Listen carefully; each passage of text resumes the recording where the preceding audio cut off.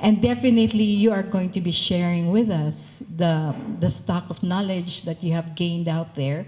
And hopefully, we as Baguio born will learn how to value the values of our cultural practices, perhaps, or what is it as a community, how we can all bond together and make Baguio great again.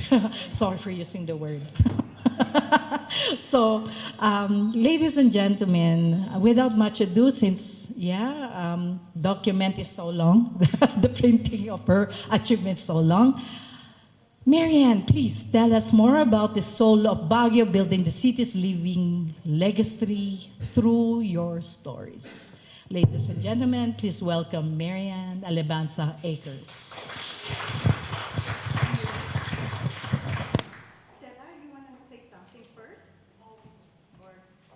I present to you our director of the museum. Yeah.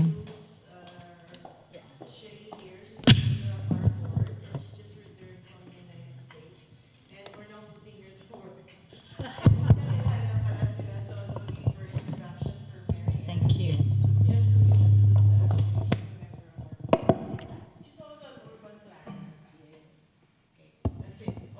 Okay, yeah. Thank you. I'm glad to be back home, but we're planning some programs that will involve a lot of activities for those who would want to make a change for the better for Baguio and Benguet.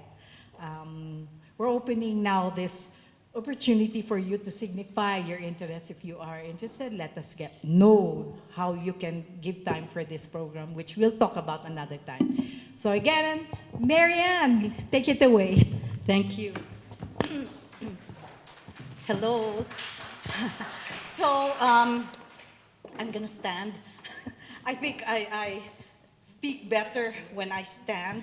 How do we advance this? I don't have a clicker. What do you need? To advance it, but later na lang. I'll just talk about this. So this all started maybe about a month ago when I knew that I was coming here. And I got a hold of Stella and say, hey, do you want me to talk about something? I don't know what. And I was thinking, oh yeah, just 5 people who can listen and converse will be okay. And then she told me, yeah, the media is here. Ooh, the media, okay. It's live. Huh? Live. Oh, it's live. They can watch it on the webpage. Oh, okay. Okay, so that's more pressure. So I thought about the soul of Baguio. And just like our souls don't really care about achievements. Yeah, people can say, yeah, she did this, she did that. She's the daughter of, a famous urban planner. But that's not really what our souls are. Those are external things. So the way I'm going to talk today is what's inside us that oftentimes are not expressed or are not talked about. When I came up with this title, The Soul of Baguio, I didn't know there was a beer house pala that's named Soul of Baguio. So, whatever. Whatever. So, building the city's living legacy through place stories. And what I'm going to talk about is a message to especially our young people and ourselves, those in my generation, because it's important really that we document our stories. And I'll go more into that. So next, please. So an examined life leads to torch passing. And it's only after your parents pass that you realize, oh wait, I behaved that way because my parents told me this is the way to behave. So it's very important that we look back to our parents, to our families who have molded us. Because again, that's our roots, so it's important. So my mom passed away, how many years ago? 20-something. I can't keep track anymore. She was a psychologist and a social worker. My dad was an urban planner and, yeah, an activist in his generation here in Baguio. But both of them instilled in us the value of first family and service. So it's very important, again, that we look back at our childhood because that really molds us. Next, please. So here's where we grew up. My mom, dad, and my brother who's over there, and another brother who's coming up to Baguio, and then of course my mom. It's in our homes that we, again, our souls and the way that we connect with our environment starts. Little did I know that the value of my dad's design for our playhouses. He had three huts in our garden according to size. So my older brother had the biggest one and my younger brother had the smallest one. And I was in the middle. That's my hut, I think.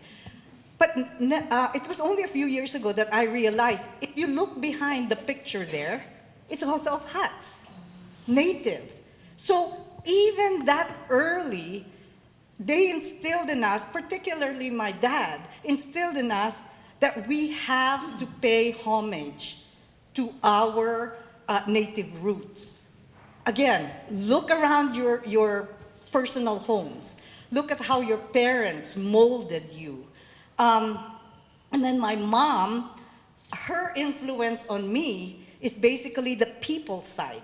She was a psychologist. I was very interested in the psychology of place, and it was through her, and social work, again, service. So again, this is where we learn the language of belonging is in our personal homes. Next, please.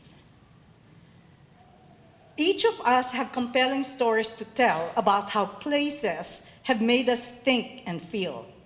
And I'll tell you, there are two, I would say, places in Baguio that have had a profound impact on me.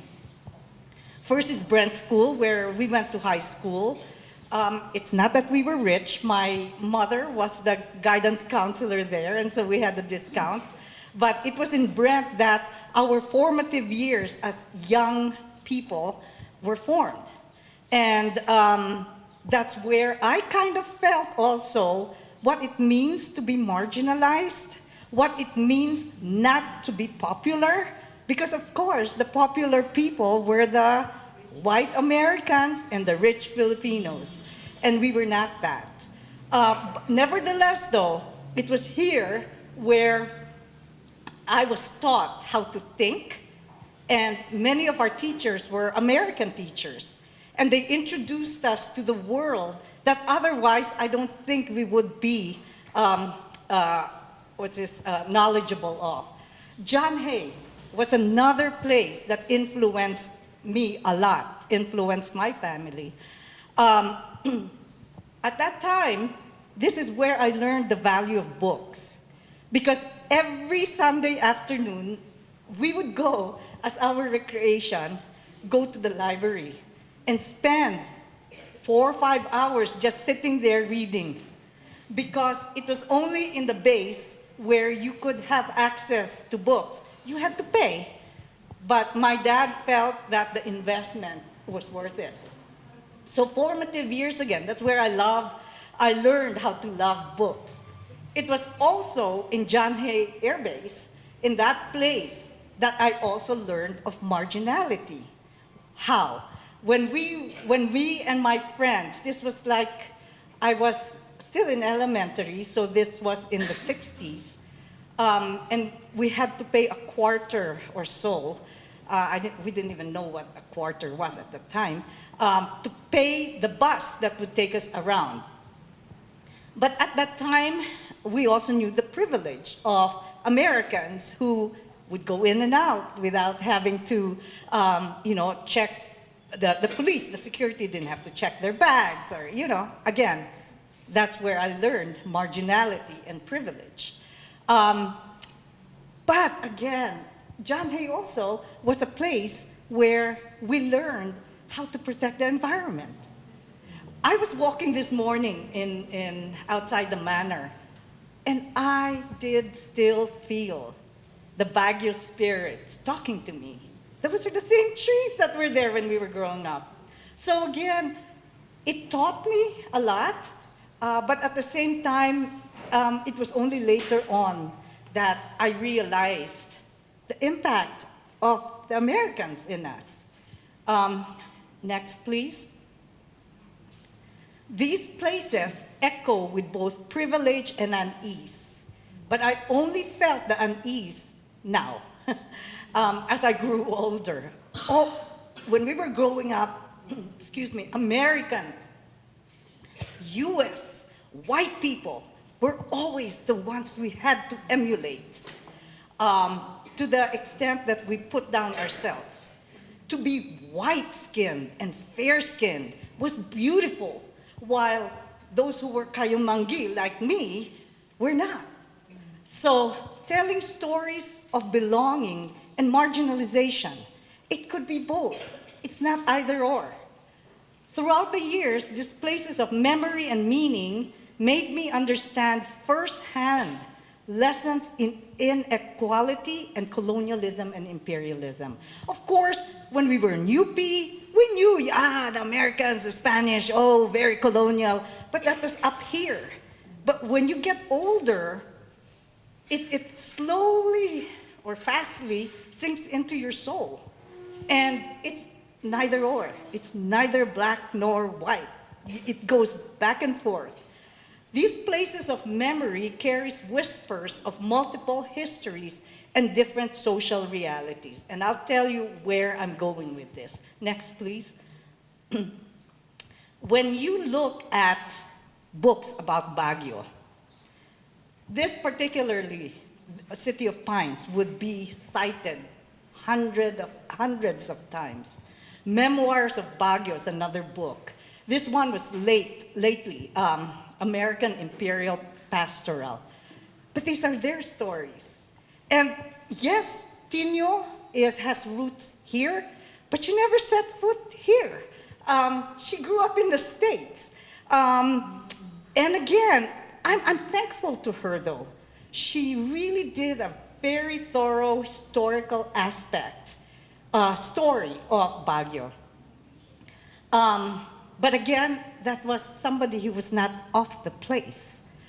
Memoirs of Baguio, that was a book that I still have with me. Very important book.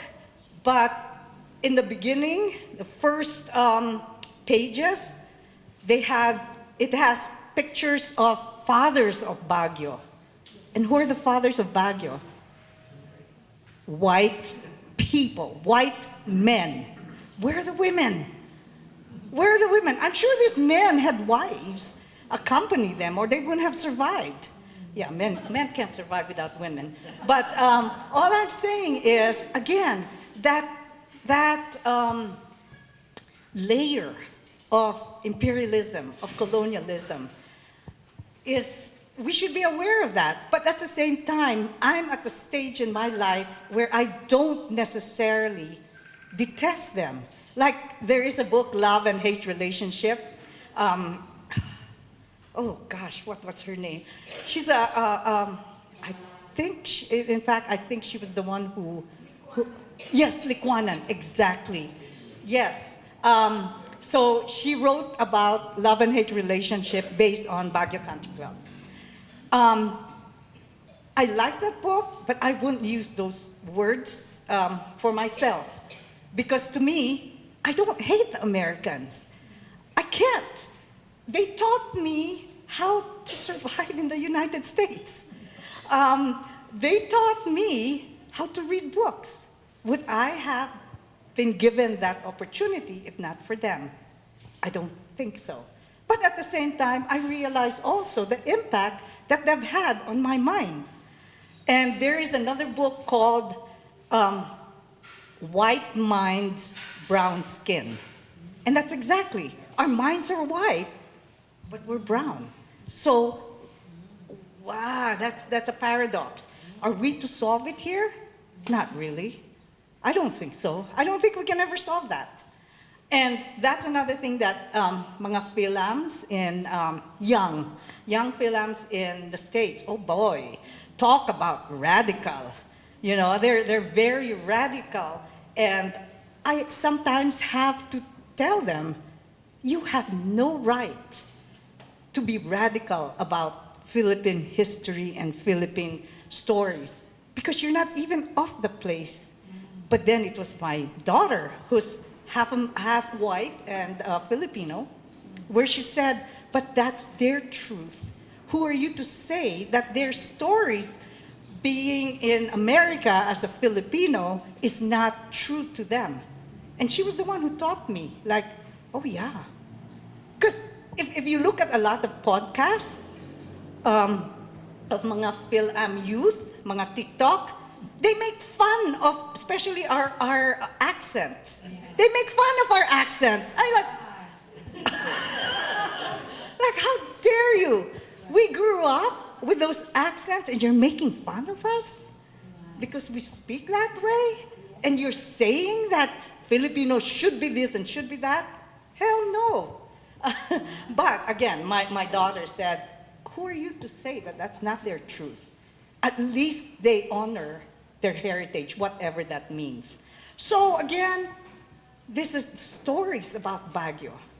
Where are our stories? Where? Big question mark. Next, please.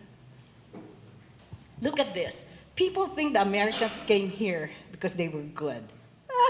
Okay, maybe. But look, they came here to Baguio. They were not the founders of Baguio, and I'm sure all of you know that. There were people here before they came.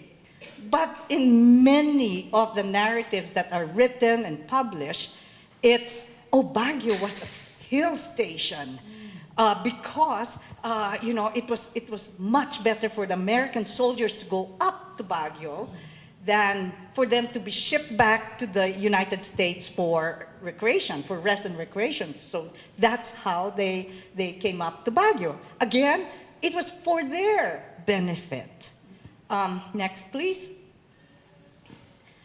So this is a very famous African author. She says, when we reject the single story, when we realize that there is never a single story about any place, we regain a kind of paradise. And that's my message.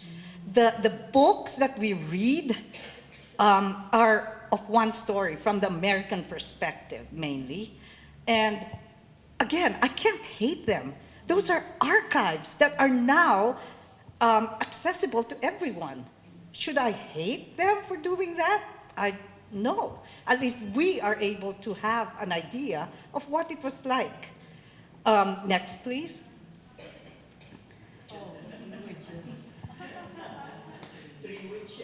Witches of Baguio. Wow. I did not, well, I knew them because my parents knew them, but they were my role models. To me, these were women who listened to their souls and listened to their inner voice to say, we've got to fight for our truths. And they were very vocal. That's why they were called witches. Well, when you go back to witches, they're the ones that are spiritual. I know to a certain extent Christianity has really polluted the word witches. But the witches in indigenous, not only here, but in the States, these were women who had direct connection to the spiritual world. So whatever you may want to call them, goddesses, I would say, or angels, they were my role models. Next, please. You youth, I'm so glad to see that there are youth that are coming out and being more creative and telling their narratives. And again, our stories don't always have to be told in the written word. However, the written word in my experience is the one that lasts. Books lasts. Archives are all written. I remember just about 5 years ago, I created a video, um, and I don't even know what that was about, but it was just telling stories. Can I even access that now? No. Why? Because they were in floppy disks. So technology is so advanced that the application may not necessarily apply. Case in point, right? We tried this. I made sure I sent it via email, my presentation. I had it in my hard drive. I had it in a thumb drive. But it didn't work. It was not compatible. So I still believe in archiving things and the expression of youth in various forms. That's very important.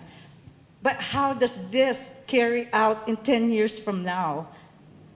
Who knows? AI may be the one doing all the story making, and that's scary because then, where is the truth there? Next, please. Again, it's the youth. This is called Gossip Coffee. I think it's a new coffee place, but the narrative there is people here are free to explore their craft, their passion, and are able to translate this freedom and creativity even in the food they eat. And that's what I love about this generation, particularly Generation X and Z. Now, again, Baguio identity and how it's reflected in, that's creativity, right? When we say we are a UNESCO heritage and creative city, I think it should be just beyond painting or mosaic. I think creativity can be demonstrated in many ways. Dance forms, culinary arts, those are all creative arts. Next, please. Very important. I noticed what's written, there's a gap in the 60s, 70s, and early 80s. Not much is written about those activities or those, historical events. To me, this book is very impactful because it contains people's memories of the earthquake that devastated our city. I want to just read this. Baguio, the memory site of individual and collective memories of the 1990 earthquake, becomes the crystallization of a community's alternative history. Collective memory is a process and not an end. The city of Baguio as a social environment shapes collective memory and will thus continue to create its histories. Very impactful because it was not only the academics whose stories were featured here, but even people that are, just ordinary people. I think that's very important when we tell our narratives. Next, please. Another one, Baguio we know. Grace says, we and surely many others who have Baguio, I love this, Baguio embossed in their consciousness are immune to that brand of nostalgia that debilitates. Baguio's persistence is certain, not because it will be patronized by those for whom it has, at one point and another, succeeded merely in the gratification of some transient desire.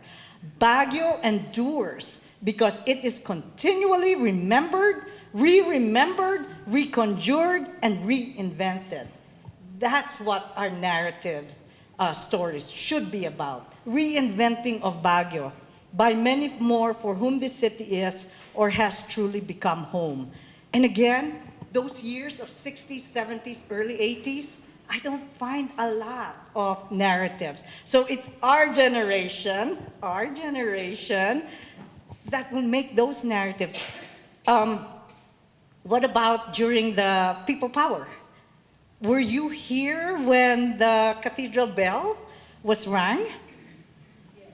Wow, I mean, unfortunately, I was watching from the States. I was there about a year or two, but those have to be written down. What did it feel like? Who who actually rang the bell? Does anybody know?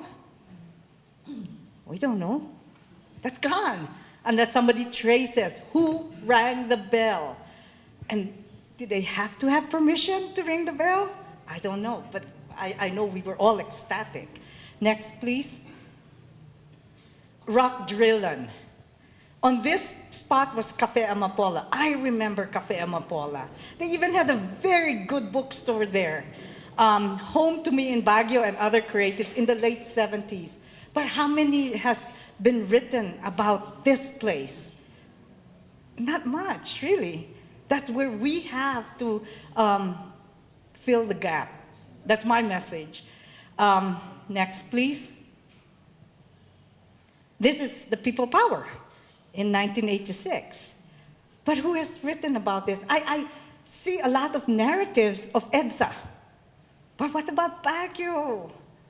Where were these people? Where are they now? Can we interview them to get their perspective of what did it feel like?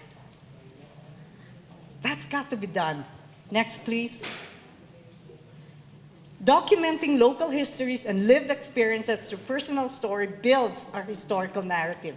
That's the message I keep saying. It ensures that our community story isn't told solely through the lens of official records or outside observers, but through the authentic voices of those who live it. Now, here's a question. Those are all tourists. They write a lot about Baguio. If you Google Baguio identity, it's a lot of tourists who come here a day or two, maybe a weekend, for Panagbenga, maybe for Holy Week, and then they're gone. But do they really know the places that we are so familiar with, that we played in? Do they know, for example, when you walk in Session Road, because I've walked Session Road since I was a little girl, that there are sections of the sidewalk where you have a pause, where it's flat. And even as early as that, I think because of my dad, I learned how to be very sensitive to place, to the environment. So now I know when I go up from the market up to SM, for example, I do not take the side of Mercury.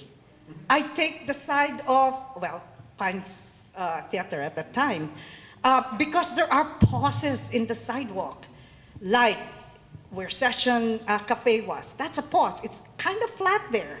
And then you go up again. But here, the only flat part on the Mercury side is just a little space in front of PNB. And that's not even flat. It's just a little slanted. But that's what I mean when we are very conscious of place. You may have stories, but stories are embedded in a place, in an environment. Next, please. So down memory lane, I got this, Tingaling. It's her or his blog, I'm not so sure. You grew up in Baguio if you bought your school supplies from Sid. Yeah, I remember that. First day of classes, boy, I mean, lines were so long. You bought your fabrics from Chongsan Bazaar. And 5 cents up. Let's not forget, 5 cents up. But where is, huh? Your shoes in Greg's. Oh, we couldn't afford Greg's every year. So my mom would say, okay, this year it's for Dennis. Let's go to Greg. Greg's shoes. Next year it's for my older brother. So we couldn't afford three in Greg's. It was a little expensive. DNS, another grocery that was very expensive. Only special goods would we find there. Tea house, well, it's still there, I know. But again, where are the stories of these places? Tea house, Pines Theater, Gold Mine Disco at Hyatt Terraces. I remember those days. I love those days. Rose Bowl, it's not there anymore, but is the food the same? I don't remember. It's not, no? It's not. I know the rice needed. Yeah, we ate there yesterday with my brother, and the rice was half cooked. No, please, is anybody from Rose Bowl here? Don't tell the owner, huh? And then Sunshine Grocery. I remember Sunshine Pine Studio, where politicians would meet for coffee, di ba? Star Cafe. No, so that part of history I don't hear about, I don't read about much anymore. It's gone. If we in my generation don't write about it or talk about it, even if it's audio, it's gone. Next, please. So here's another question: the diaspora. Many of our Baguio folks are not here anymore. They're all over the world. So what should we do about their voices? Should we say, you have no right to talk about Baguio because you don't live here anymore? I don't think so. Because their voices also matter. How they memorialize Baguio is important to the story of Baguio. Like here, this person I think is in Sydney already, but she wrote about her experience with the Angelus and how everybody really stopped during that time. Again, 60s, 70s, and early 80s. Here, Quirino Hill. This person says, as a child, I grew up in our family home, not far from Quirino Hill, where during the summer, bright yellow sunflowers, I remember those sunflowers, making it a natural canvas artist can only dream of. I remember that time. And then he then looks at this and says, where's it now? Well, it's gone. But wouldn't it have been nice if somebody wrote or took a picture of those sunflowers during that time? Next, please. So, okay. I'd like to end with two, I would say, concepts. And these concepts are not only, should not only be talked about and grappled with by architects or urban planners, but anybody and everybody. Place identity, it's the physical aspect of a place as well as the social cultural. And icons. The lion is an icon. Do we like it? I personally don't. I remember my dad, when that was put up, he was saying, lion? We don't even have lions here in Baguio. Why? Well, it was the Lions Club that, right? It was the Lions Club that, I guess, funded this. And then, of course, our pine trees and our cultural heritage. So, place identity, it's physical. The physical aspects, attributes of our spaces. Next, please. Just a plug-in for my book that I wrote several years ago. Here in chapter 3, I think, I write about the nuances of space, of places. For example, how, I told you about the sidewalk and how there are pauses in the sidewalk. Well, when we interviewed street vendors, we interviewed them for 10 years longitudinally. They know about space. They know about the urban environment here. Because they also know, for example, where when it rains, where the runoff goes, and which streets have the high, what they call the sidewalk curb. And that's where the newer sidewalk vendors would be at, and the older sidewalk vendors would be in the choice spots. So even among the street vendors, they know the environment very, very well. So here's just again the soul of Baguio. I start my book with this. I just want to read it to you. The Baguio mountains of my youth beckons, a persistent, gentle tapping on my memory's soul. Spirits of wind, water, earth, and sky whisper in silence, come back to us. I felt those same energies when I walked in John Hay this morning. It was like, you're back. It's like, yeah, I'm back. Maybe just for a few days, but I don't know when I'm gonna be back. The melodious call of pine trees bristle. I listen with my heart to the city's rhythms, harmonies, that resonate in my conscious dreams. For these chants carry the mythical urban ballads of my youth, echoing their truths and permeating into my being. As my memory breathes these all in, I am transformed once again. The Cordillera spirits are calling. I am reminded that I am a child of the mountains. That's my place, is the mountains. Next, please.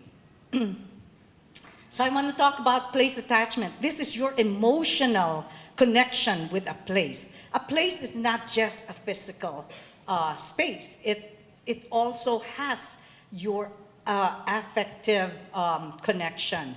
So, as always, many of the Western concepts of place attachment, you have to measure it, right? You have to have metrics to measure what place attachment is.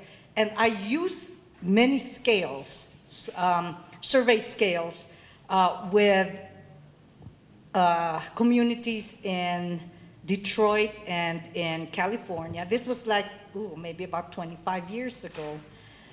What makes a person be attached to a place? The uniqueness. Nothing else can compare. And all of us know that Baguio is unique, right?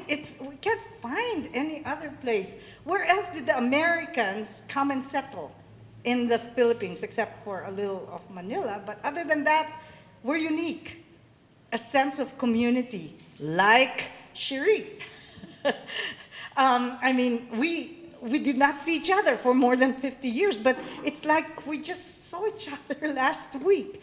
That's community. That's a sense of belonging. And then our needs are met. So that's what place attachment is. Next, please. So one last thing. The intersection of place attachment and place identity is what we call rootedness in place. And you're rooted in place if you're attached to it and if you identify with it. Next, please. And this is the last slide. I don't want this to be just a talk or a conversation. Let's do something. Let's have a call to action. Here are some questions that I want to start off with you all. How do we build our narratives, particularly us who have another, maybe 25, 30 more years? How do we build our narratives so we truly remember and pass on what Baguio was like when we were growing up? And this second question is an offshoot of my brother, Dennis. I know he'll get mad at me later. But when we arrived in Baguio yesterday, we went to our ancestral home in Lobac. And because after my dad passed away, as a family, we're saying, so what should we do with the home? I said, we're going to keep that. We're going to keep that because Papa designed that.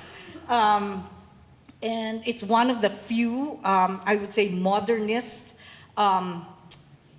designs of homes here. So I said, we're going to keep that. And then his question was, yeah, but my son, his son, he's not going to appreciate this. Why? It's just going to be a burden on them. So my question then, after that conversation, after thinking about that conversation, how can we support the next generation to discover themselves in us? It's not our legacy being given to them. It's a shared legacy here. How do we inculcate the same type of values in our young so that they don't feel burdened by the legacies that we leave them? We are their family and cultural root builders. And unless we start now, they're going to say, oh, let's tear down that house. It has no meaning. It's a house. It's deteriorating. But memories were built in that house. Again, place is important. So, call to action. What do we do next? But I'd like us to just converse around these questions, or if you maybe have other questions that you want to bring up. I think it's important, again, that we think more about passing on the torch, but not passing on the torch as if it's again ito, just go and run with it. No, it should be a shared torch that we're delivering to the next generation. So.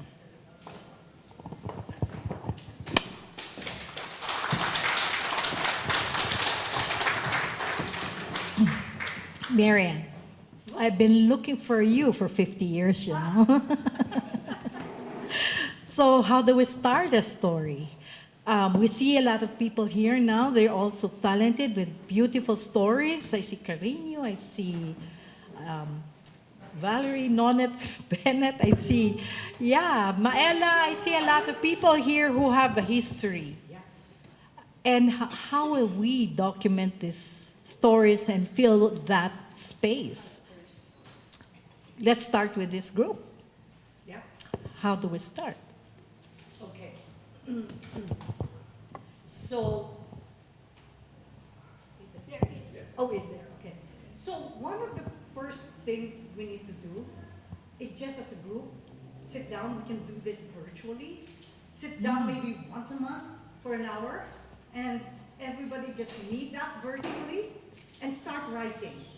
And the thing is, we also have to include other voices that are usually not included in many of these narratives. If they don't feel like, oh no, I can't write, let's interview them. But I think if we start even monthly, get together, okay, let's start just writing as a group. Okay, that sounds easy to do. Maybe. Let's see, because how many years ago did I see the same group? It's still the same group. No, what I'm trying to say is participation is definitely something difficult to draw. Like you said in the beginning, if there are only 5 of us who would attend this lecture, it starts with 5, right? So, how do we start this? Are you going to start it with the Baguio Museum? Start it, probably come up with a call to action. Because, You're the board. yeah. Wait, I think this is your water. Can I have some? I have here. No, I'm just kidding.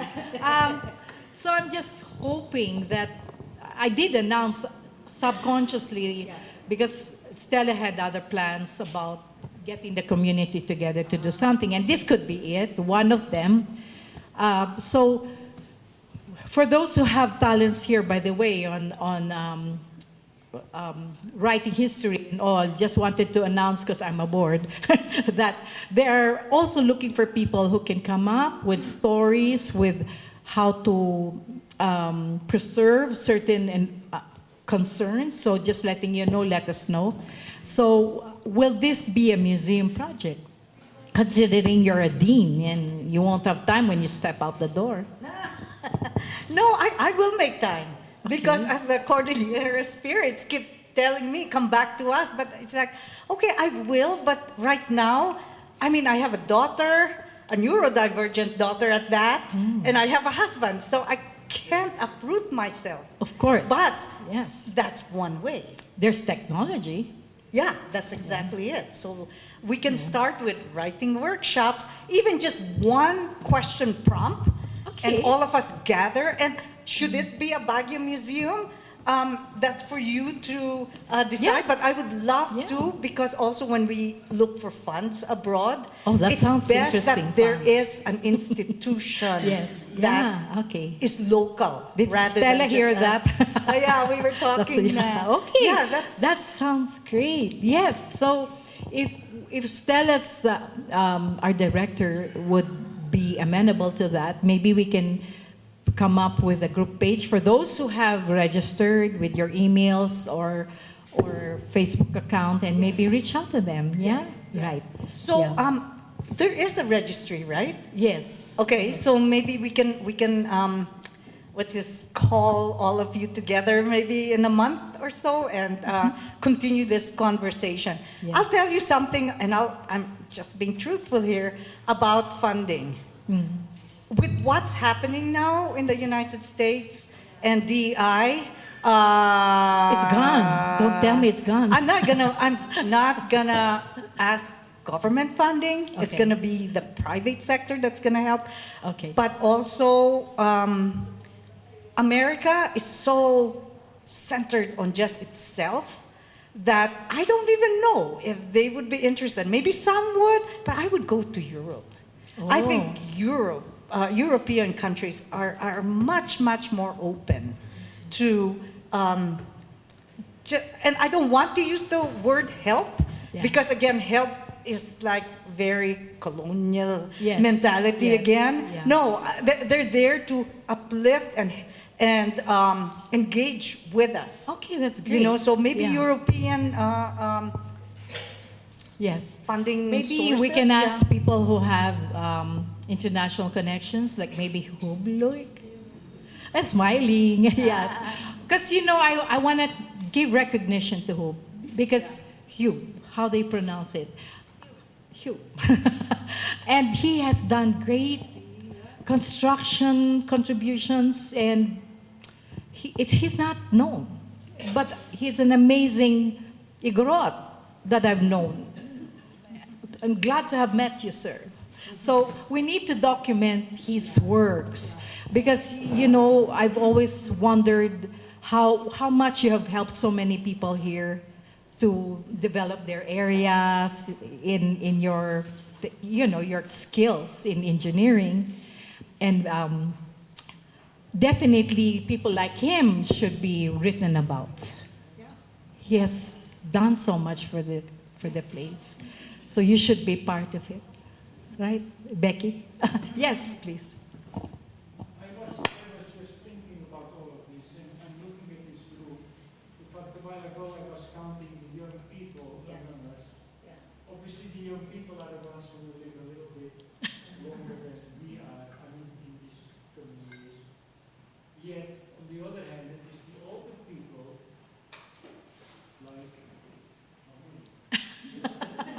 you, Yeah, you. who have the history. Yes. And Yes. if I physically think our little house there in Santa Rosario, secluded there behind a couple of trees, not known by many people, to the extent that when people from the barrio for the very first time entered through our gate and stepped in front of the crowd, they looked and they said, wow, paradise. And wow, your house is like a museum.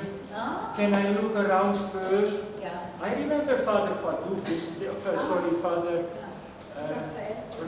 Raphael de Smet visiting us for the first time. And Father said, no, he didn't want to sit down. He said, can I go around first? And he was the very first one who said, your house is a collection of collections. And he spent an hour going around looking at things. What I'm trying to say is, our house is from top to bottom loaded with memories. We are in the process of giving things away, selling things, but the things that are relevant to our past together, which is 48 years married now, just last Valentine's Day. Don't say Puri Putaka because Valentine's and wedding anniversary is together. That's just how it is. Our collective memories from 1976, May 11, when I first came to Baguio, are all there. My wife is a prolific writer. She has 400 notebooks left and right through the house. I can't even find them all yet, but they're there with notes in it. Every church that we go to, she takes sermon notes in little booklets. Blurbs here, blurbs there that sometimes we refer to. Even now she has notes of this lecture. Now, there is plenty of history there, but we need somebody to help dig it out and put it together. And I like what you're saying. Let's talk about it. I find myself, now that I'm older and have a little bit more time, I find myself talking to people in the street more spontaneously than before.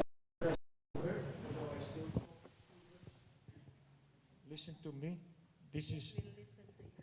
Do I speak that quietly? I'm used to shout naman on the construction site, diba? Anyway, so the idea being, I am talking to more people, and when they ask me one single question, I expand myself and keep on talking for a long time, and that's what my life is like now. I like to share, and parang apurado wak, baka mataya ko nito no next week, ko mo. Di ba? Sayang. Napukal aming mukon. Anyway, like what Hugh is saying with regards to collection, like we're going to be celebrating the people's, the days or the years of martial law. I have a big collection of pictures from different newspapers with regards, I mean, like a picture says 1,000 words, but I have cuttings of those activities during the martial law. I also, yeah, and then like even during the earthquake, like we were living then in Aritao, but I came up to Baguio to just help out during the earthquake, 2 days after the earthquake. And I have also pictures of what happened. But a lot of it were cut out also from newspapers at that time. So, and then like with Monday Afternoon Club, the Monday Afternoon Club started in 1933 by expat women. And I was the curator of the materials. And since 1933, when this club started, up to when we retired in 2016, I think, the documents are upstairs. It was handed to Manang Leone at that time. And if you want to do some research with regards to those origins of those clubs, you can do it. Actually, I was just telling Stella that Ray Dean of UC, I was saying to him that, you know, your dad asked Monday Afternoon Club if it's okay to expand into a bigger school during that time when they were planning, when it's still Baguio Colleges Foundation. I mean, that's also history of Baguio. And even Baguio, University of Baguio now, Baguio Tech. We also have a record where the late Fernando Bautista asked the Monday Afternoon Club if it's okay, what kind of courses do we need to. So all those things, and for our family, for example, like pictures when they started, like during birthdays, for example, of our kids, we planted, instead of having parties, we planted trees for the students. We asked them to plant trees first before we had the party. Anyway, we have those collections, but like what Hugh said, we are on the holding area of going home to the Father. So we are saying, will this, like your question, Marianne, will this be valued by our kids? Because our kids are all over the place. We have 3 children. The oldest is in Holland, the second is in America, and the third is in England. So what will we do with all those things? But really, what you said, what will we do with the house? Because that's where they were rooted. Anyway. Actually, I want to ask the young, is this that, well, it's not a yes or no answer, but how could we engage you so that you become part of this process? So it's not just us handing the torch to you, but we're both creating and building the torch together. What do you think? What are your thoughts on how should you carry on?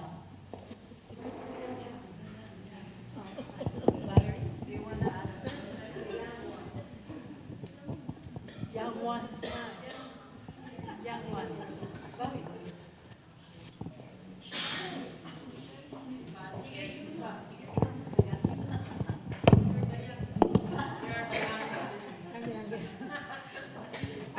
First of all, I want to congratulate you and the organizers of this event. It's so refreshing to be in a space like this. I was looking at the audience to see if there are any political characters, and I'm glad. I'm glad to note that. Um, no, but just to say that it's so refreshing to hear you. It's so refreshing to listen to Hugh and Becky, because if you go online now on social media, there's a lot of fighting, because of the politics. Like, I belong to some groups, that argue about the congestion fee in Baguio, etc. But then you realize that the people we should be listening to or who should be weighing in are in this room, right? And all of those who are giving their opinions or who are, acting like experts, they really don't know what they're talking about, right? And so, no, there are a lot. I mean, so maybe some know what they are talking about. But just to say that I work in a nonprofit that tries to support place-anchored indigenous people. So not just indigenous people in diaspora, but those who are place-anchored. And so your words on being rooted resonate with me, right? So you don't have to be indigenous to be anchored to a land, to a territory. And that being said, in the indigenous space, what's valued highly is how to preserve the knowledge, right? That's passed on from generation to generation. And I look at it from the lens of indigenous people taking care of the forest, but I think more urgently is to, especially in my place that I'm anchored to, is your knowledge, the people in this room to be passed on, right? And to be valued and respected. And so that being said, when you were talking about coming up with something concrete, like a monthly call, and I like that Tita Becky mentioned, she mentioned her previous organizations, and there has to be a name for this organization. And that being said, you mentioned about funding, and I also work in the funding space, and right now there's a lot of insecurity because of President Trump. So he's frozen, he stopped US aid projects, for those who don't know, and that's contributing to a lot of aid globally, and it's really gonna transform the way humanitarian efforts are gonna proceed. Aside from that, he's pulling out of a lot of international agreements, right? And that's changing the balance of power internationally drastically. Some say it's gonna stabilize things to a certain extent, but some think that it can also lead to World War III or something like that. So that being said, the future is very insecure, right? We don't know what's going to happen. So it's really nice to have a community, right? To be together, to have a community, to help each other, to understand what's happening, and to focus on our place, right? And so just to give a little guidance, all the funding now is in the climate space, right? All the funding is about climate change. And of course, what we are discussing here is related to that, highly related to that. And of course, there are very important discussions internationally right now on the Loss and Damage Fund. So it's a fund that will allow countries to pay for the loss and damages suffered by other countries like the Philippines, and it will be housed here in the Philippines, that fund, right? And imagine if a group like this, and it's still in the process of being designed, right, the mechanisms, but imagine if a group of influence like this is able to influence policy, right? Hopefully we're able to influence policy locally. Hopefully we're able to do things that will have change in our place, right? But imagine if we're also able to influence policy on a national level. So I think this is a very good opportunity. The museum is always, with Tita Stella, has always been able to organize very meaningful engagements, and so I'm happy to be here, and I feel privileged and honored to be part of that group that you are intending. So thank you. One thing I want to say in relation to that, all the stories from our generation, the story should not be the end all, right? Because the stories are a reflection of something larger than just those stories. So if we can look during that time and how those stories emanated from something that's more collective, something that's more political up there. I don't know if you are, well, or in your memory, if you recall the first time that martial law was declared, that exact day after. Do you recall that, Nanette, you remember? I do too. It's like, it was so silent, right? And, you know, that's something that, again, is much higher than us, but it's a story. But it reflects something much larger if we just, remember that. So, if I understood it right, this in political changes, political influences are very significant. So we're talking about a national issue to down Baguio, you know. So, am I correct when you are trying to integrate these kinds of power and local? Yes, Okay. definitely, yes. Any more comments? Yes.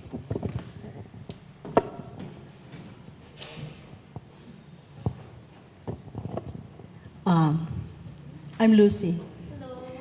Yes. When you were narrating stories of your childhood, I suddenly had, I was also recollecting my childhood days in a place where soldiers lived. And it's giving me goosebumps. No? Pero hindi siya kasi kasali sa cultural mapping. But anyway, siguro mamaya, later, no? Linda will share us about the cultural mapping done in Baguio City about the tangible, intangible heritage and the natural heritage of Baguio. So when you look at this, when you see and read what they have done, no, that's what you were talking about, the soul of Baguio. Everything that is placed there gives you a recollection of what Amapola is. Di ba? Or what John Hay, what all those cultural, tangible heritage, those these beautiful places. But when you were talking about that, I suddenly recalled those in the 1960s when I was living in that area of the soldiers of PMA. Iba eh, you know, and living in that concept. You know what's a concept? It's a concept house that GI sheets that very much American, di ba? Very much American. Tapos you have two families living in that concept. We experienced that. Yeah, the bank house, but it is, so, yeah. So, there's one, so when I enter the place to visit friends, I recalled my childhood days. No?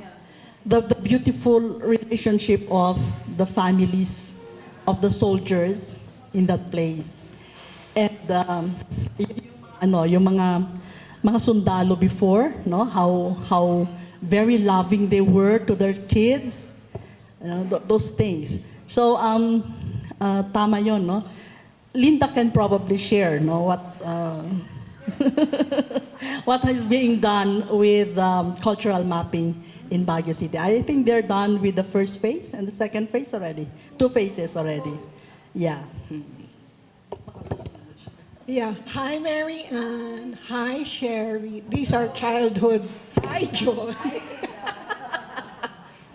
Okay, the cultural mapping program of the city launched in I think in the middle of COVID, actually. So we have to credit our council and some movers for doing that. And what the mapping program is to record tangible and intangible heritage. So, for example, architect Da here, who is from the St. Louis College of Architecture. She headed the buildings.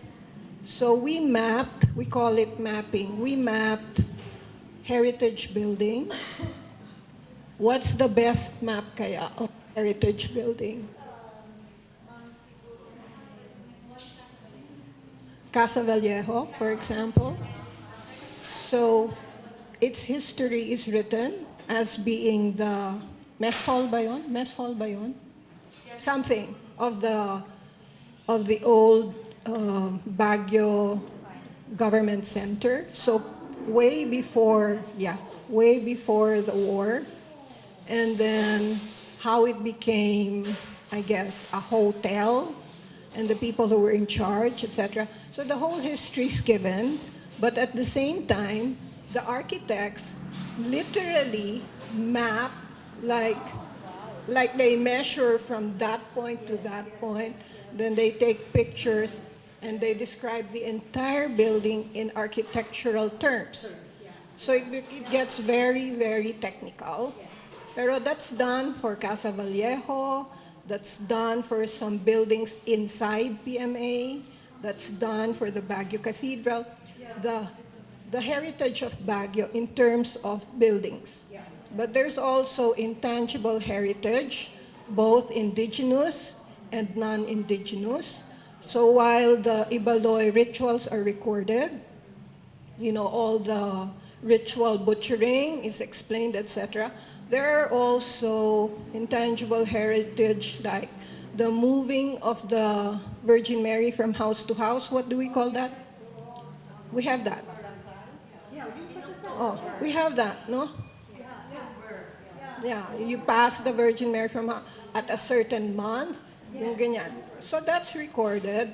We did volume 1. We published volume 1 in 2023? 22. Is it online? It's not nga online eh. And then we have a volume 2, but it's not yet final, yung ganyan. But that is a government project which I think we can all contribute to. And yeah, there's been talk of making it available online. Right now, only the resource people, resource persons, were given copies. Yeah. Like, if you were, you know, if you were whoever, and you spoke about the history of the cathedral, for example, then you got the copy. Yung ganyan. But yeah, I think it should be made available online. That's one. Number 2, I think Baguio needs an archive building. I've said this, I keep saying this, we need an archives center. It's nothing except records. So anything that's written, anything that's of import to the Baguio story should be in an archive, di ba? So if you're a researcher, go ka lang sa archive and look for a certain period of time and see what's available. Nonette and my mother have a series of interviews with people who have passed, actually, but their stories are recorded in video. Feeling ko this should all be archived. This should all be archived. And when I spoke about this during the mapping days, somebody said I should visit the New Lukban extension of Sibao, yeah, and that they have some sort of archives there, but not much, not much. Like every single book in Baguio, about Baguio, okay? Kasi hodang whose perspective that is, should be not only in the UP, because the collection is best in UP, but should be in a Baguio archive or the Baguio library, which is only 2 pitiful stories. Di ba? So I think maybe if they expanded that upwards, more books, more space, and upwards for an archive section, these are the things I think about, since I'm also getting old already. So these are the things I think about. Right, Joy? You're still young. Well, my name is Joyce Vito. My mom was a doctor at BGH. She was one of the first cardiologists in Baguio. Our house in BGH was the old house was built by for Dr. J.B. Thomas, who was the first hospital director. So we lived there, and I found out when they fixed the hospital, they tore the building down. And so I looked for photos in our albums. I found one. I found one. Yeah, but it was when we moved out already, so the house was in a state of disrepair.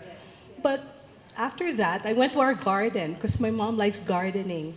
And we still have the pear trees, the progeny of the pear trees grown by Dr. Thomas in the early 1900s because we market them and we grow them in our garden. Except that, Joan knows this. Joan Habalana stays with us. She's our friend. And sometimes there's a sari-sari store who built a store on top of our driveway. And some days I go, uy, ang ganda ng pears nila, ang ganda ng avocados nila. You check our avocados, baka yan. Nanakaw na. And they're selling it in the sari-sari store. So now, what I'm going to do after this talk is I'm going to market more during the rainy season. Yes, and then how do we support the next generation to discover themselves and preserve whatever it is there is? You know, that's my problem now. Because we have a 130-year-old house in Pangasinan, in Lingayen. And my cousins want to tear it down to put up a rapid day. They want to put up a rapid day. And so I was talking to my siblings and I said, we have to, which is tire repair, tire center. It's a tire center. A rapid day is a tire center. And so I was talking to my sisters and said, you know, we have to preserve that house. It's 130 years old.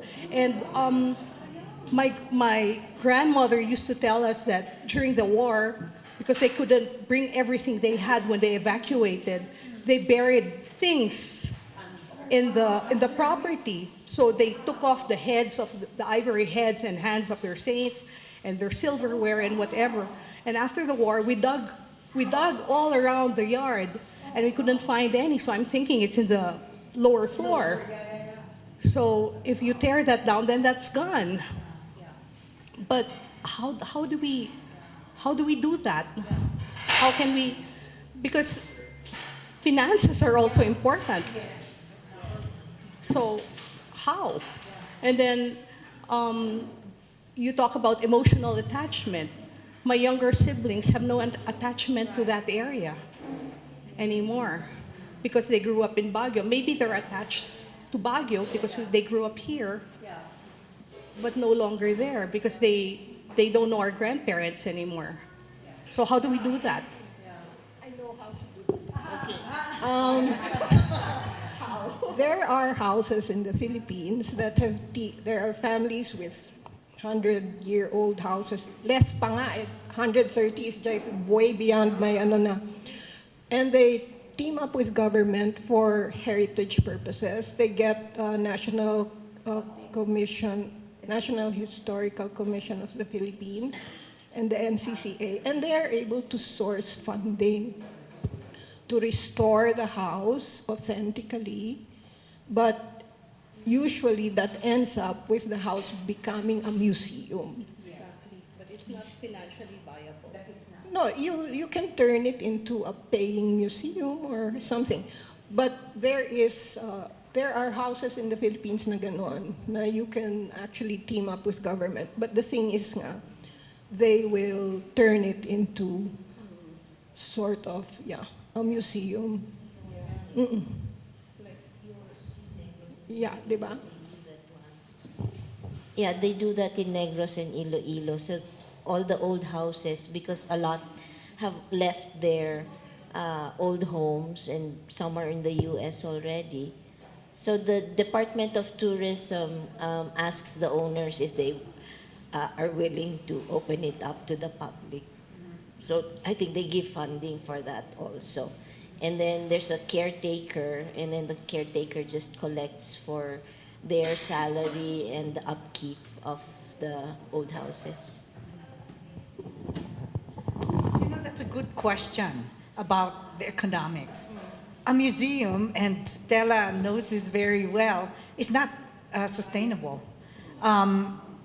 Because what are you going to charge? If you really want it to be, accessible to everyone, you're not going to charge 500 per visit. You're going to charge like here, 100 or whatever. And so the adaptive reuse has been done around the world. But you have to identify a use that does not compromise the integrity of the structure. I know some churches in at least in the United States where they were converted to restaurants, bookstores, to other economic viable uses. But you'll have to really look again at possible adaptive reuse. Yeah, it is. It is. Yeah. It is. Yeah, that's a big question mark. Yeah. In relation to that, I was just thinking of one example of how an old structure in Baguio has been turned into a restaurant, and they kept the integrity of the place. So Lemon and Olives. It used to be the house of Elvira Manahan, and the Balingit family turned it into a restaurant. And now what they're doing is to have artworks every now and then. So they're like very innovative, but they kept the place. And they have like a organic garden somewhere.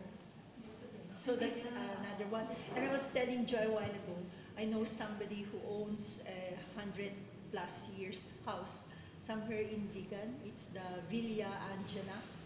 And they turned it into like a museum. Everything is preserved. Tourists come, syempre, I don't know how much they charge for entrance fee, but they also have period dresses, and the tourists use them, something like, I don't know how viable it is, though.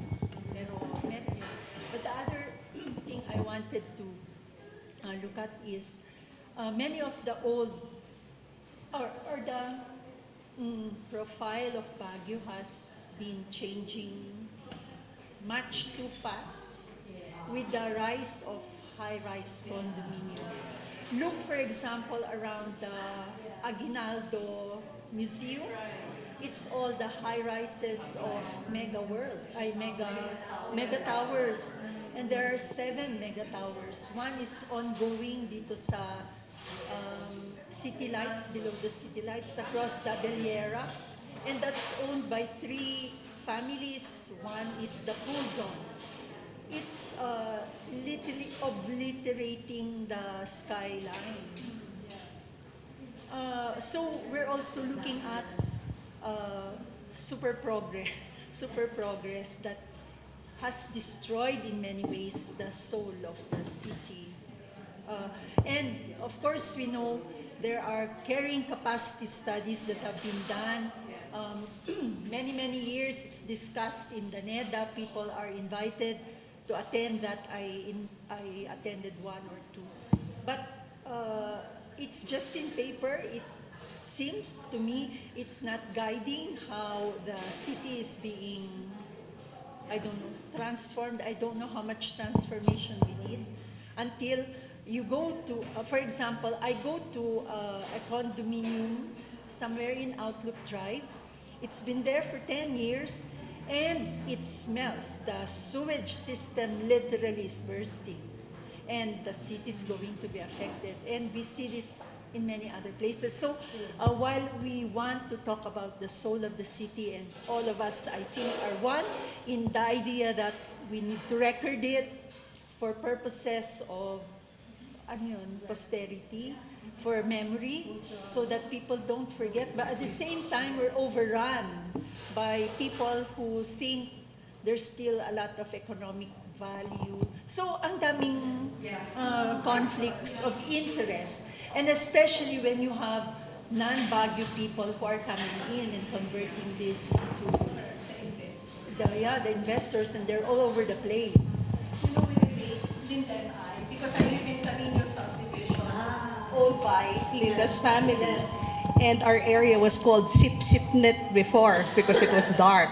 Now there's a big hotel on top of the hill near Linda's place. And when I look out of our picture windows, it used to be blue-green mountains.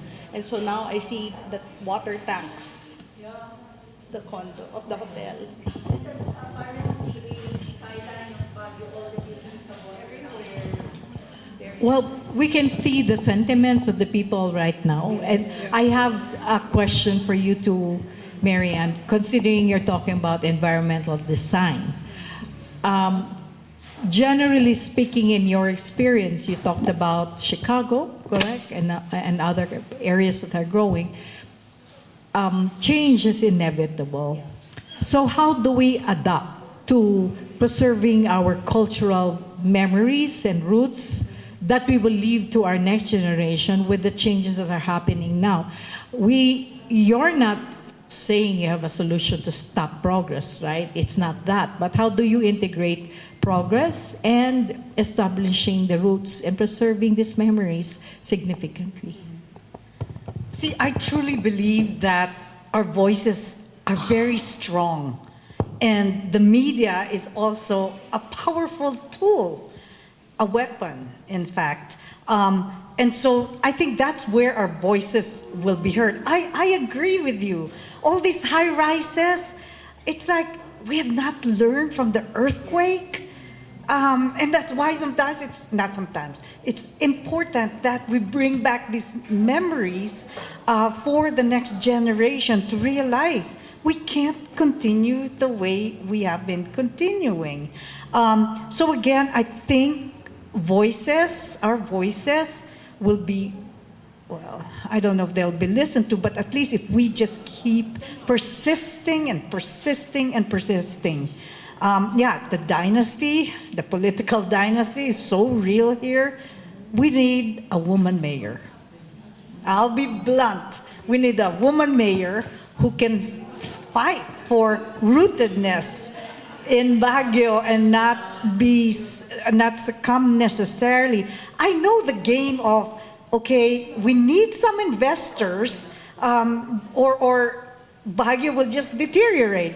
There's got to be a balance there, but we can't let them be the ones to rule how Baguio should look like. I think, a woman, here's my vision.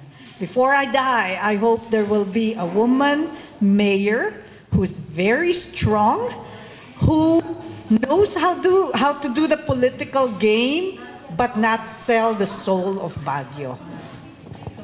So is this in relation to your slides earlier where you showed the three witches, that these were your idols, these were the fighters, these were the Baguio souls that fought for, is this what you're trying to tell us? Certainly, yes, yes. And the legacies that they have left behind, where are they? I know the children are here. No, she's not here. Was she here? See Lori? Oh, was she here? Oh, there you are. That's exactly what I mean.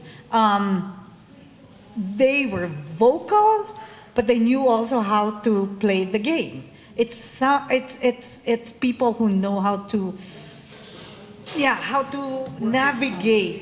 navigate, but not be scared to speak out.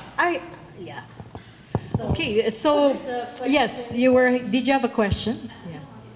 Question, pero siguro something to share? Yeah.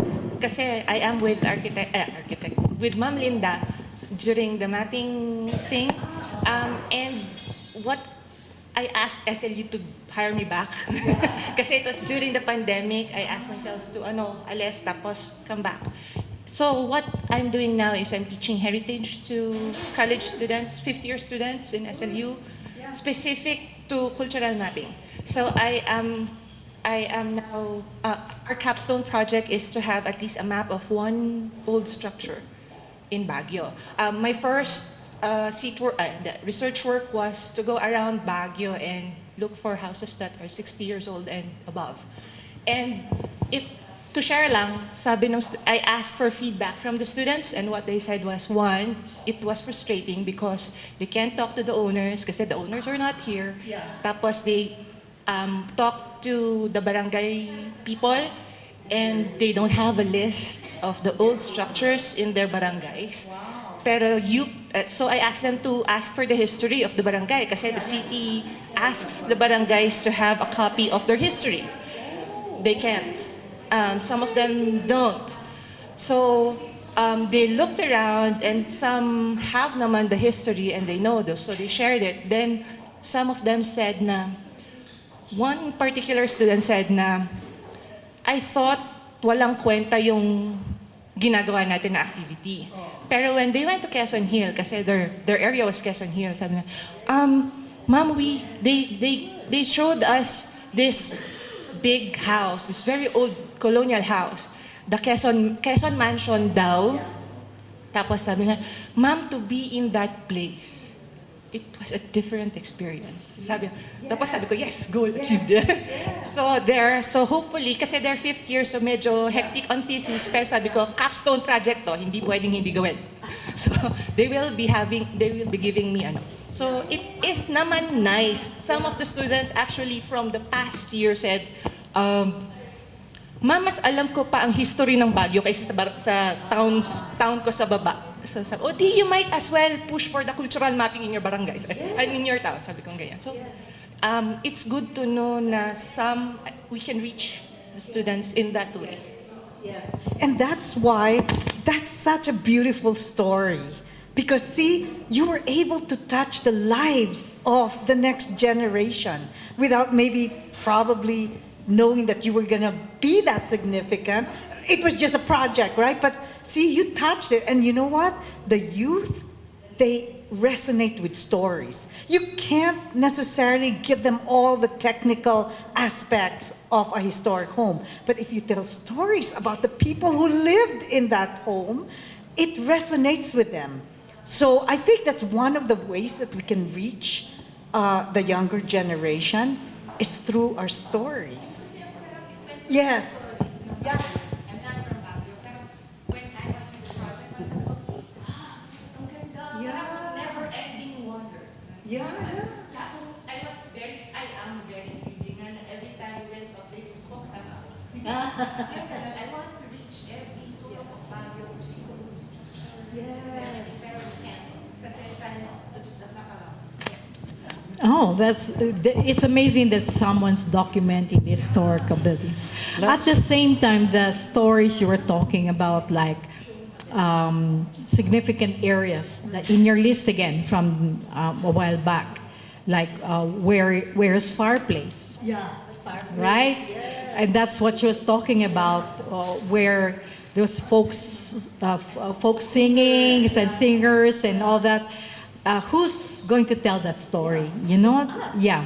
And even the list of things that we do, like how do you know he's from Baguio or born from if they're wearing their bonnets in Manila, if they're wearing their leather jackets in Manila or maong, you know what I mean?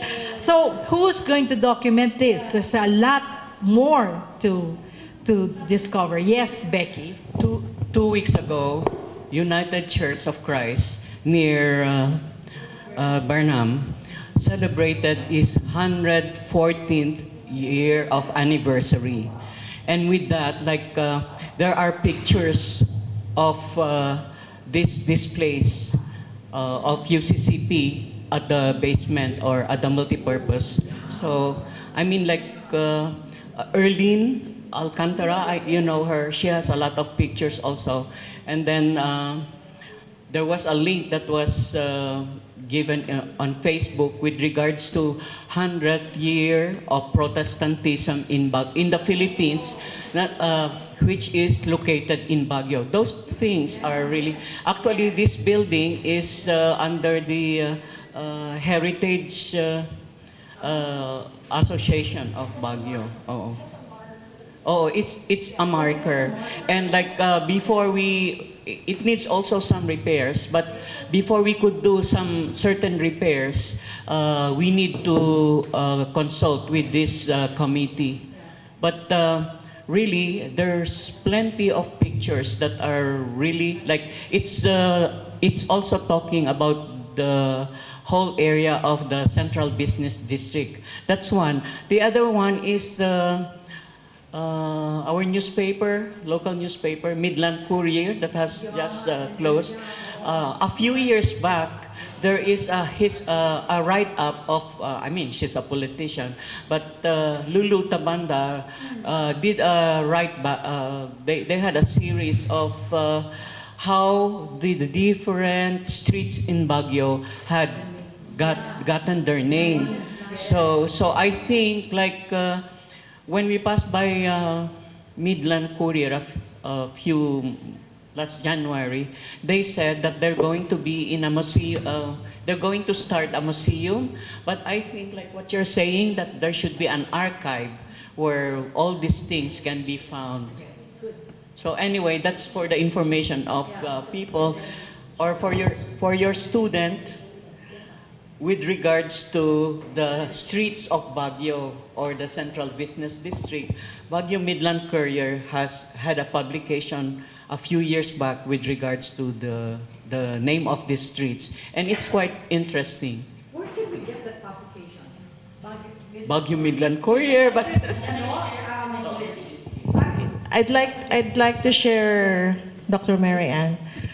Midland, the files are with the library. So Midland parang copied all their files, photocopied them, and put them in the library. So for your information. Tapos yung mga old homes, I invited architect Astudillo here because they produced 2 books already on Highland homes, the old homes of Baguio. So sayang umalis siya. He could have explained it. And regarding the barangays, we also have a small flyer booklet about the barangays produced by, noon may NHI pa yung Baguio. Ewan ko kung buhay pa siya. So meron kami ho dito. And then also for the streets, I think what's her name? Dr. Brill, yeah, has that story. I think she wrote a story on the streets. I think UP yun, yung kay Dr. Brill. But yung sa barangay, meron kaming a little file. Sa Midland, sa library kayo pumunta and go to the United Architects of Baguio. They have the Highland Homes. They have already 2 volumes of that for your information. Because you're looking for archives. No, it's not here. Yung barangay, meron kaming maliit na story na pinuduce ng NHI. Pero yung UAP, we have to ask architect Astudillo and the UAP of Baguio. They produce the Highland Homes. Maganda yung libro, kumpleto. Architectural stories and all that. Sayang wala kaming copy. Okay, that just for your information. Yes, Nonet? Just for a reminder to everyone who's done great work, if it is only archived, we need to get this out to the public. How will that be done? Because if it's just preserving history, then how will our children get to know about it if they are growing up in the United States or they're beginning a career in Manila? So it would be wonderful to try to get into digitizing probably, right? So maybe this group can be the point at which, all this could be a center. I'll offer this. We can digitize that at the university. If I have a hard copy, I'll bring it with me. I have students who can digitize it so that the future generation and us will have access. I think accessibility to this is very important. So if you have any books like the ones from the UN, yeah, just give it to me. Anyway, I don't have much luggage, and I'll digitize it and put it up on the web. Copyright. Baka may copyright. Like this one was donated by Becky and that's a good Yeah. with your permission, right? It's Yes. only for those We who can, are ready, yeah. because definitely and all that. That's a good point, yeah. But if it's for education though, what does... But yeah, but those who have published might not. Anyway, allow me to refresh some memories. We were both in the Baguio Historical Society. We gave a centennial award to the barangays who made beautiful histories. But very sad to say, we only had 10 yata from that. We worked with Rowena from UP. We turned that over to the city library, but unfortunately, when you have people who do not appreciate local writings, I don't know what they did to it, but it's still there. Okay, so we're happy for that. And we awarded Irisan and Bakaking ba? And ano na yan? Ano na yung culvert? Ay, hindi culvert. Cul-de-sac. Leonila Hill. They have beautiful history, and Camdas also, I think. But anyway, I'd like to share this. I just realized, because I have 3 projects landed on my lap. One recently that I did was putting together memories of seminarians from Mary Heights, which has been forgotten forever. Okay? I put a 16-page publication. Not putting their memories lang together was actually what I did. And fitting the history, a little bit of the history, and the 18 successful priests who came out of there, and one bishop, the first Mongolian bishop, was a Filipino from CICM, okay? So when I put it together, I realized, my gosh, so many stories. So many success stories from certain places in our city. Now I am doing a 50-year coffee table book for the Nor Luzon Cooperative. Okay? And when they gave me their history, I said, is this all your history is about? About meetings, about general assemblies, about... There must be so much more. So when one of the former chairpersons of the board said, why don't you come to Tabuk? Because we are going to have the international celebration of cooperatives there. I said, okay, fine. And then you come and listen to our history there. So there was, the story actually begins with a woman who was so diligent in borrowing and giving back money that she borrowed. And she eventually became one of the millionaires of Tabuk. And I said, that's the story of your cooperative. It is not of your meetings, general assemblies. So, another coffee table book that is on my lap is that of the Bishop Carlito Senson Foundation. Okay? When I started it, I said, I will borrow his words. He has to tell the story himself. No. So, yeah, I got his words from 3 publications and put it together. And then when I looked at my pictures, I said, there is no story here. There is no story yet. Sabi ko, oh my gosh. So I went through Facebook. Luckily, we still have Facebook that dates back to 2008 ba? Yung unang labas niya.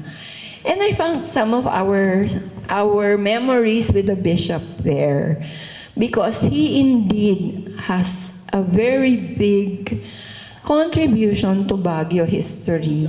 Your Burnham Park fencing, which everyone was against, but look at it now. And our writ of kalikasan with Cherie. We are so proud of that. And do you know what they're saying? The bishop's dead. Why is that writ of kalikasan still alive? I'm sorry, but I'm alive. We're still alive.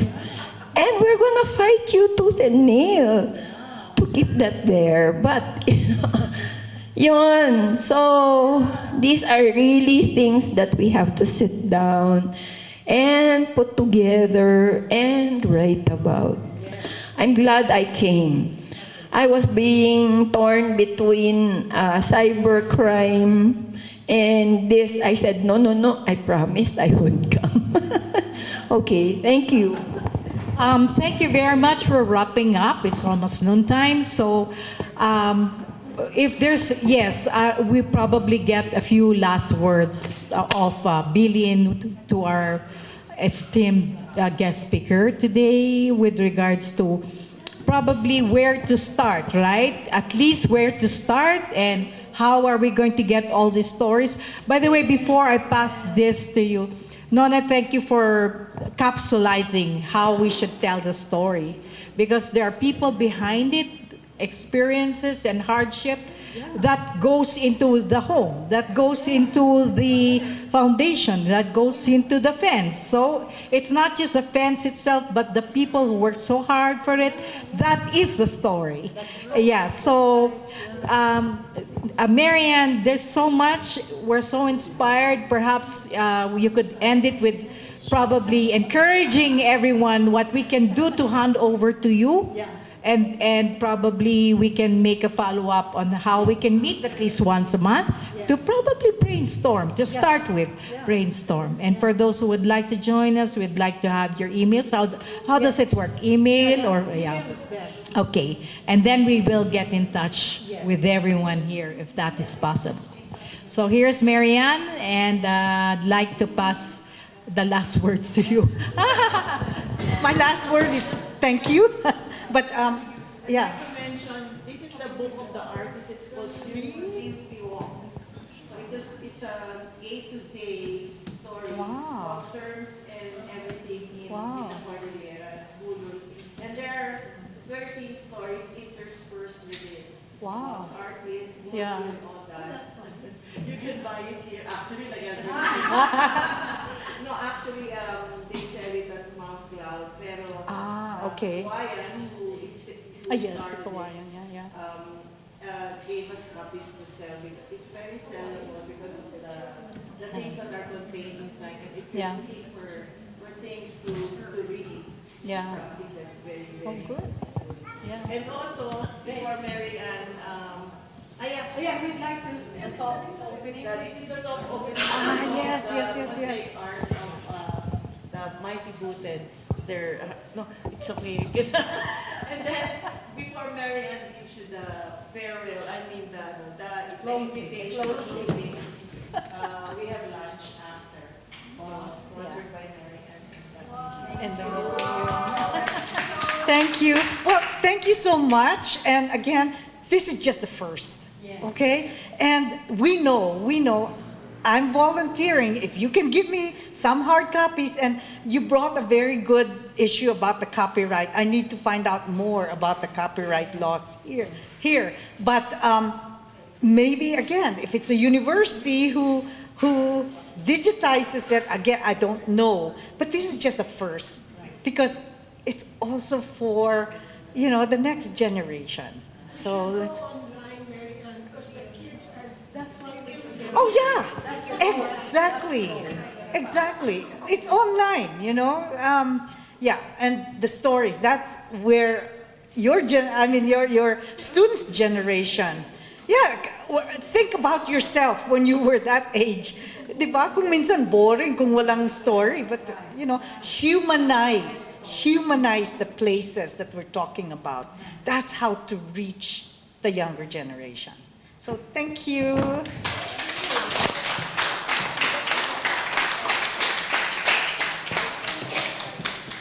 Thank you, everyone. We're so serving lunch, and thank you for this fruitful session. And Marianne, nice to see you again.